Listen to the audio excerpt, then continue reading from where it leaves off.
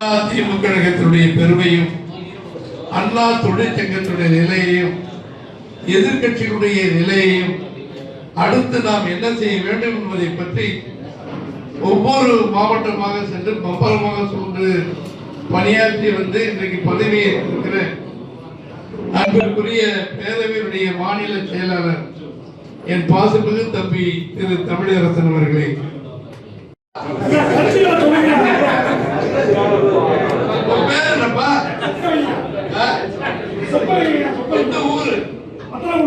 எதுல இருக்கு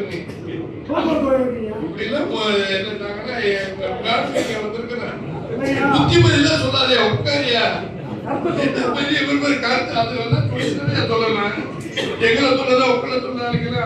கூட்டு வந்தது பல தலைவர்கள் தானே. யார் உனக்கு சொன்னது? யார் உனக்கு? யார் அவர் வந்திருக்காரா? அவர் பேர் என்ன? உனக்கு தகவல் சொன்னது யாரு? யார் கிளை தலைவர் செயலாளர் எங்க இருக்காங்க? அவங்களா வந்திருக்காங்கல்ல? அவங்க ஒரு ஆளா சொன்னா மரியாதை பண்ணுவாங்க. உட்காருப்பா, டென்ஷன் ஆகிறேன். முன்னாடி எங்க சோறாக்கி வச்சுக்கிறா, எங்க போட்டு போடுற நகர வேலை இல்லாம வந்திருக்கிறார். கருத்துக்கிற அப்படிலாம் அதிகாரம் பண்ணாது. குண்டு விளையாடுறதுக்கு வந்திருக்கிறாங்கல்ல, கருத்துக்களை சொல்லதான் வந்திருக்கு. கேட்டுக்க, சந்தேகம் வந்தா மைக்கு போட்டு நீ பேசிக்க, சரியா? குழப்பம் பண்ணாதுப்பா. உன் கூட உன் மனைவி எப்படி வாழுது?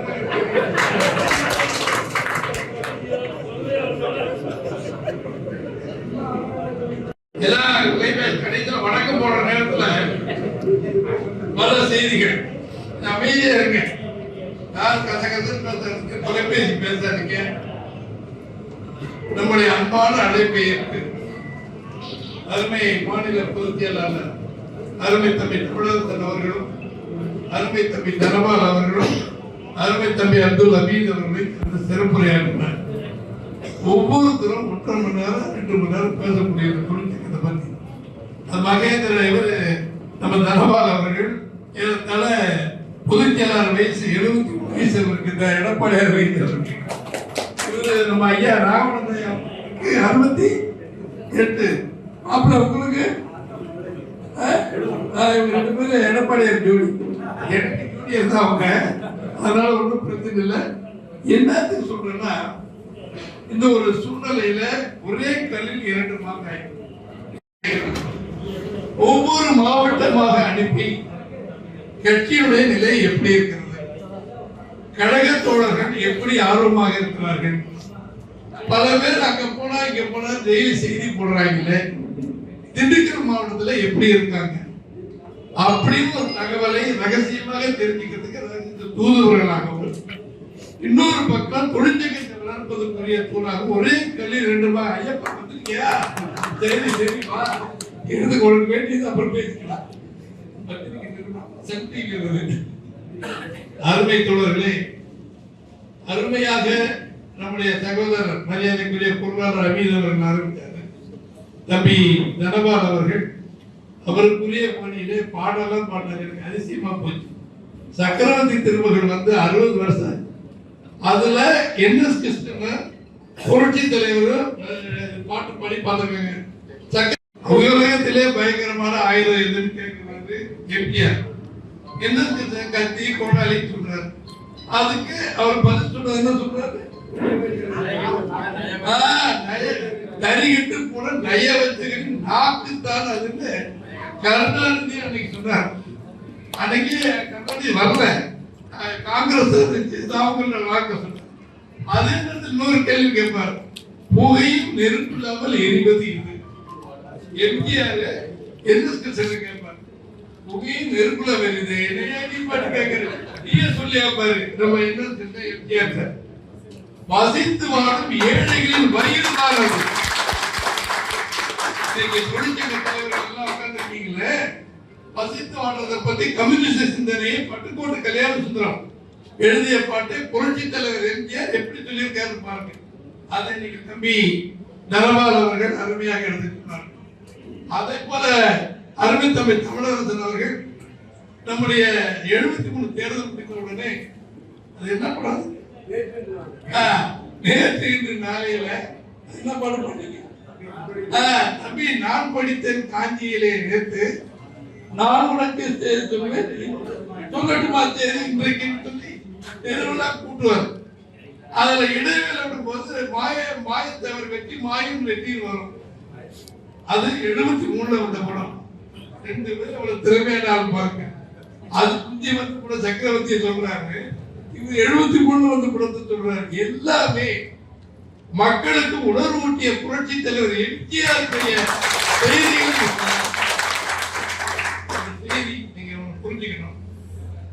எங்கேயுமே சாதாரண ஆளுகள் வர பதவிக்கு வரலைங்கிறது 2 பேர் உதாரணம். திரு தமிழரசன் அவருடைய தந்தையா மரியாதைக்குரிய திரு ராகவானந்த ஐயா அவர்கள் இந்த தொழிற்சங்கத்துக்கு ஒரு பிதாமகன் சொன்னால் பொய்யான வார்த்தை கிடையாது.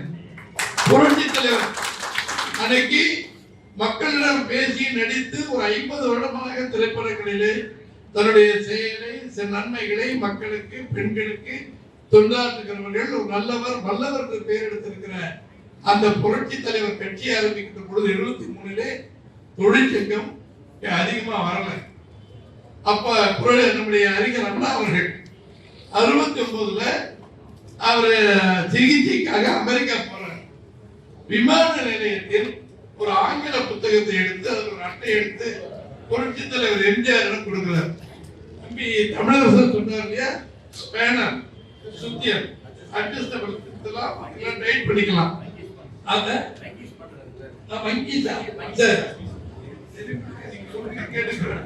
அதனால அப்படி அட்டை கொடுக்கிறார். பத்திரமா வச்சுக்கிற தம்பி ராமச்சந்திரன் உனக்கு உதவுன்னு சொல்றாரு. நாம எதிர்பாராதவங்க அண்ணா இறந்துட்டாங்க. அப்புறம் 69 குள்ளநெறி வேஷம் போட்டு எம்ஜிஆர் போட்ட பிச்சையில இந்த நாட்டுக்கு முதலமைச்சர் வந்தவர் கருணாநிதி உங்களுக்கு தெரியும். அதுக்கு பின்னால 70ல இருந்து 72 73 வரைக்கும் எங்கு பார்த்தாலும் லஞ்சம் கொள்ளை. அதை முதலில் கேட்டவர் புரட்சி தலைவர் எம்ஜிஆர். அது உங்களுக்கு தெரியும். நம்ம ஊர்ல திடீர்னு அன்னைக்கு தேர்தல் வந்துச்சு. புரட்சி தலைவரும் கருணாநிதி முதலமைச்சர் கருணாநிதி புரட்சி தலைவர் நம்மளை நம்பி போட்டு போடுறாரு.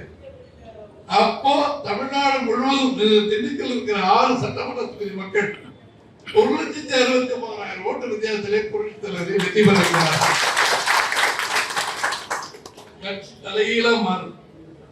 இப்ப எப்படி நடிகர் ஜெயித்த உடனே எல்லாரும் அங்க போறாங்க உங்களுக்கு பழைய நினைவு பண்ணணுங்காக சொல்றேன். அப்படி மாறும். அப்படியே 77 தேர்தல் வருது. புரட்சி தலைவர் எம்ஜிஆர் வெற்றி பெற்று முதலமைச்சர் ஆகிறார். 80 தேர்தல் வருது, அதில் வெற்றி பெறுகிறார். 84 தேர்தல் வருது, அதில் வெற்றி. 3 முறை எம்ஜிஆர் முதலமைச்சர் ஆகிறார். அப்ப எத்தனை போராட்டங்கள், எத்தனை பல சக்கரைகள் வந்திருக்கு. அதுல 80ல 2 இடத்துலதான் நாடாளுமன்றத்தில் புரட்சி தலைவர் எம்ஜிஆர் ஜெயிக்கிறார். மீதி 38 இடங்களில் கருணாநிதியும் இந்திரா காந்தி அம்மா ஜெயிக்கிறாங்க. அப்போ இந்திரா காந்தி அம்மாட்ட போய் கருணாநிதி எம்ஜிஆர் மரியாதையை போய் அதனால இந்த ஆட்சியை கலைச்சிருக்காங்க. இந்திரா காந்தி அம்மையார் ஓஹோ மரியாதை போய் ஆட்சியை கலைச்சிருக்காங்க. முதலமைச்சர் எம்ஜிஆர் 134 இடத்துல நின்று ஜெயிச்சு தனி பெரும்பான்மையில் நிற்கிறார். யாருடைய கூட்டணி இல்லாமல் எம்ஜிஆர் 80ல. அப்ப 2 இடத்துல ஜெயிச்சதுனால அவரை நம்ம கலைச்சிடுறாங்க. மறுபடியும் 6 மாதத்துல தேர்தல் வருது. சேகரனா இவர் பெரிய அந்த 6 மாதத்தில் தேர்தல் வருது. தேர்தல் வந்த உடனே நம்முடைய ஊரில் நாகல் நகர், மணிக்கூண்டு, பேகம்பூர் நேர வண்டி பறக்குது. வெள்ளைக்குள்ளா கருப்பு கண்ணாடி அணிஞ்சிட்டு இந்த எம்ஜி ராமச்சந்திரன் என்ன செய்தார்? தவறு செய்திருக்கிறார். எனக்கும் கருணாநிதிக்கு போட்டி. நான் நல்லவன் என்றால் எனக்கு ஓட்டு போடு, நான் கெட்டவன் என்றால் கருணாநிதிக்கு ஓட்டு போடுங்க. நன்றி வணக்கம். 5 நிமிஷம் தான். எங்க திருச்சியில் ஆரம்பிச்சு மெட்ராஸ் ஆரம்பிச்சு கன்னியாகுமரி வரைக்கும் 5 நிமிஷத்துக்கு மேல எங்கேயுமே பேசல. அந்த வெற்றி திருமகன் 134 இடத்துல வெற்றி பெற்ற 184 இடத்துல ஜெயிச்சாங்க. சரித்திரம். அம்மா இருக்கும்போது 4 இடத்துல தான் 96 ஜெயிச்சாங்க. ஒவ்வொரு சூழ்நிலையிலும் அரசியல் மாறும். உடனே வாங்கிடுறாங்க.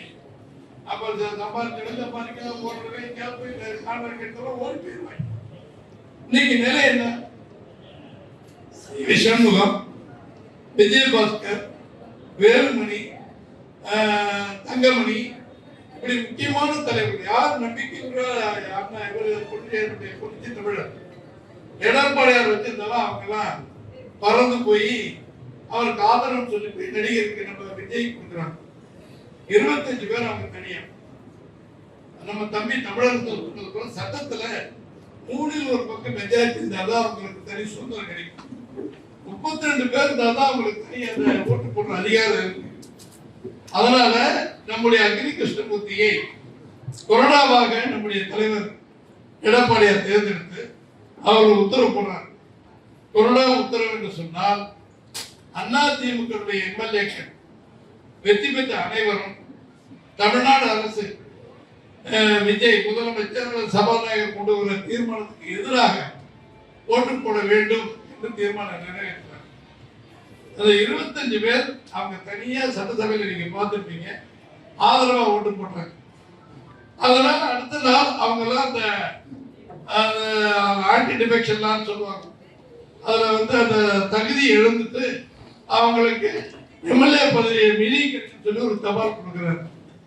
சட்டப்படி அது செல்லும் என்பதால் பயந்து எங்களை மன்னித்து விடுங்கள், நாங்கள் தெரியாமல் தவறு செய்து விடுவோம் சொல்லி இன்றைக்கு புரட்சி தமிழர் எடப்பாடி ஐயாவை எதிர்க்கிற சி.வி. சண்முகம், வேலுமணி, விஜயபாஸ்கர், தானே தலைவர்கள் அத்தனை பேருக்கு மன்னிப்பு கேட்டு மன்னிப்பு கொடுத்த ஒரு பெருந்தகை நம்முடைய எடப்பாடி அவர்கள். நமது ஊரில் நம்முடைய மாண்புமிகு திரு ரத்தன் விஸ்வநாதன் அவர்கள், அவரு பழனியில் ஒரு தம்பி ரவி மனோகர், அவர் ஒரு எம்எல்ஏ. அவங்க 2 பேரும் அவங்க கூட இருக்காங்க. இப்போ இந்த கூட்டம் தொழிற்சங்கம் நடக்குது. தம்பி ஜெயராமன் யாரு பேர் போடணும், என்ன பண்ணணும், யார் பணம் போடணும் இங்க பாருங்க. நம்ம விஸ்வநாதன் இருக்காரு, தம்பி மருதராஜ் இருக்காரு, எங்க ராஜேந்திரன் வந்திருக்காரு, அவர் தம்பி ராஜேந்திரன் வந்திருக்காரு. இதெல்லாம் நம்ம எப்போது போட படம் தானே, ஒரு புது சிட்டில தம்பிங்களா ஆனா பாத்துருக்கீங்களா? பாத்துருக்கீங்களா இந்த படம்ல? அதே தானே இருக்கு. நம்ம யாரும் ஒதுக்கலையே. வீட்டுல போய் சொல்றார் தம்பி திரு ரத்தன் சொன்னது ஐயா. அதே மாதிரி மருதராஜ் வீட்டுல போய் எல்லாத்துக்குமே நிறைய சொல்லணும். ஏன்னா அவங்க தான் கொண்டு நடத்துறாரு. இவங்களும் அதை உத்தரவு போடுறாங்க. யாரையும் நீக்கிறாங்க, கட்சியில நீக்கினா பாருங்க போயிட்டாங்க நீக்கிறேன். திரு தமிழர் திரு தனபாலம் 2 பேருக்கு மரியாதை கூப்பிடுறேன். மணி 12 ஆகுது, இதுவரைக்கும் வரல. இன்னும் அது என்னங்கிறது அவர் முடிவு பண்றது பொதுச் செயலாளர். எதுக்கு இதை சொல்றேன்னு சொன்னா, நாம யாரும் ஒதுக்கல, மந்திரி பதவி கிடைக்கும் என்பதற்காக சென்றவர்கள் ஏதோ மாபெரும் தவறை மாண்புமிகு எடப்பாடி அரசு போல திமுகவுக்கு போய் முதலமைச்சராக சொன்னா கேட்பில் நெய்வழிதான் கேட்கிறவங்களுக்கு அறிவு வேணும்ல. இது எவனாவது போய் விட்டு சொன்னா அப்பானா ஸ்டாலின் போய் என்ன முதலமைச்சராக சொல்லுவாரா? அவன் தான் ஏத்துக்குவானா? இதெல்லாம் என்ன கதை விடுறாங்க? அதனால நாங்க வெளியே வந்துட்டோம். திருப்பி இல்லைன்னு சொல்லிட்டாருல, வாங்க மன்னிப்பு கேட்டீங்களா, வாங்கயா எம்எல்ஏ பதவி ராஜினாமா பண்ண போ, அதுக்கு என்ன சட்டம் இருக்குன்னு சொல்றாருல்ல. எல்லாத்துக்கும் எலெக்ஷன் கமிஷன் இருந்து அத்தனை பேருக்கும் நோட்டீஸ் கொடுத்துட்டாரு தலைவர் எடப்பாடியார். அது சாதாரண விஷயமே இல்லை. என்ன நிற்பாங்க 2 மாதத்துக்கு ஒரு தடவை தேர்தல் நடத்தணும் ஆஜர் பண்ண. என்ன காரணம்? குதிரை பேர பல கோடிகள் வாங்கியிருக்கீங்க அப்படின்னு குற்றச்சாட்டு கவர்னர்கிட்ட சொல்லியிருக்கோம். அவர்கிட்ட சொல்லி சட்டம் என்னவோ அந்த கடமையை செய்யும். நீ என்ன காலையில இருந்து பெரிய இது ஒட்டிக்கிட்டு என்ன யார் நீங்க எந்த ஒரு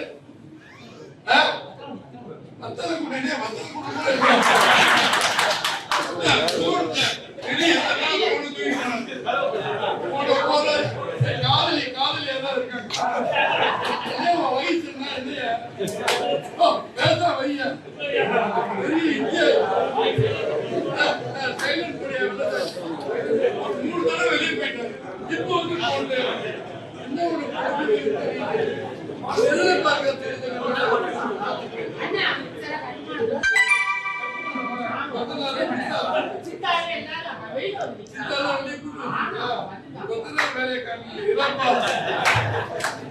கொஞ்சம் வேலை வையா. என்ன உனக்கு முதல் போயிடுச்சு, எங்களுக்கு வேலை இல்லையா? 3 தடவை வெளியே போறேன், இங்க வந்து போடணும். என்ன பண்றது? கட்டுப்பாடோட வந்ததை கொண்டு என்ன இருக்கீங்க கேளுங்கப்பா.